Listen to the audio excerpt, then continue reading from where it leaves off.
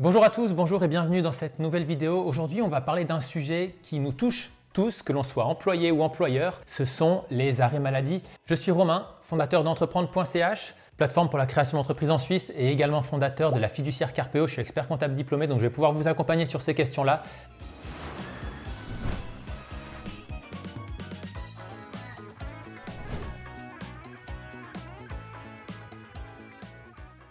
On va se mettre un petit peu à la place d'un entrepreneur qui a créé son entreprise, qui embauche du personnel et au bout peut-être de 3, 4, 5, 6 ans, il va avoir une personne qui va être malade pour une durée assez longue et il va avoir cette obligation de verser le salaire à cet employé tout en devant peut-être embaucher une personne supplémentaire pour remplacer cet employé qui est nécessaire pour le déroulement des activités. Et donc, on a vraiment à ce moment-là un risque financier massif parce que on doit payer 2 salaires pour une personne qui travaille et une personne qui est en arrêt maladie. C'est là que intervient une assurance qui est très importante en Suisse et dont on parle beaucoup, c'est l'assurance perte de gain maladie. On parle également d'assurance IJM, de cotisation IJM. Vous pouvez voir ça d'ailleurs en général sur vos fiches de salaire, des cotisations IJM. IJM pourquoi? Pour interruption journalière maladie.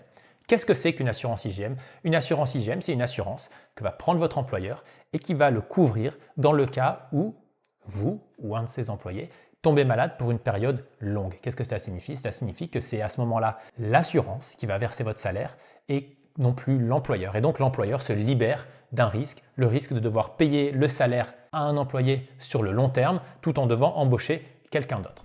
Alors pour que cette assurance remplace l'obligation de l'employeur de verser le salaire, elle doit quand même remplir des critères fixes. Il y a 3 critères. Le premier, c'est que l'assurance IJM doit verser au moins 80% du salaire assuré.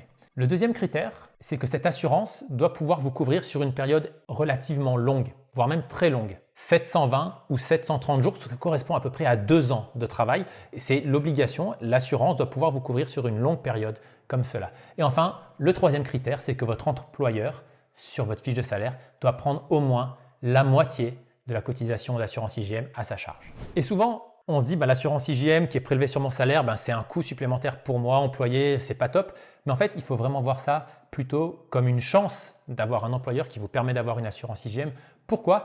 Tout simplement parce que, imaginez demain vous avez un cancer ou une maladie longue, une dépression. Si votre entreprise n'a pas souscrit à une assurance IJM, vous êtes protégé par l'échelle de Berne. Ça signifie qu'au bout d'un certain temps, votre employeur va pouvoir vous licencier en fonction du nombre d'années de service.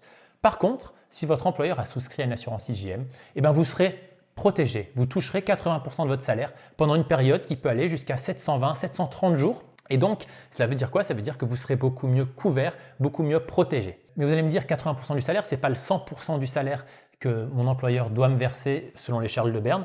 C'est vrai, mais il est important de savoir que les indemnités journalières maladie que vous allez toucher si vous êtes malade sur le long terme, elles ne sont pas soumises aux assurances sociales, elles ne sont pas soumises à l'AVS, elles ne sont pas soumises à la LAA. Et donc, cela veut dire que votre salaire net que vous allez toucher, les indemnités que vous allez toucher à la fin du mois seront quasiment équivalentes à votre salaire que vous toucheriez à 100% parce qu'il ne va pas y avoir de cotisation sociale sur ces indemnités journalières que vous allez toucher lors de votre maladie.